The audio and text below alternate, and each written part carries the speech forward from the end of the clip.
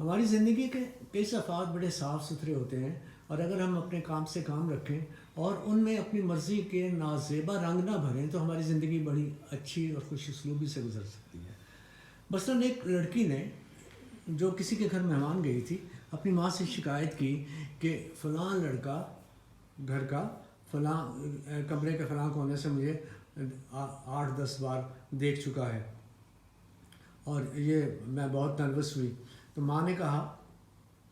کہ جب اس نے دیکھا کہ آس پاس کوئی نہیں ہے،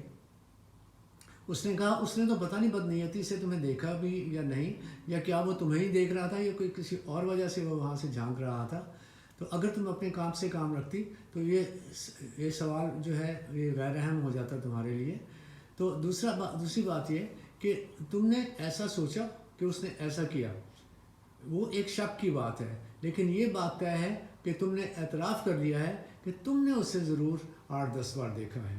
یعنی اس بات میں کوئی شک کی گنجائش نہیں ہے، لیکن اس کے ایسا دیکھنے اور کرنے میں شک کی گنجائش ہے، تو غلطی تمہاری بن جاتی ہے۔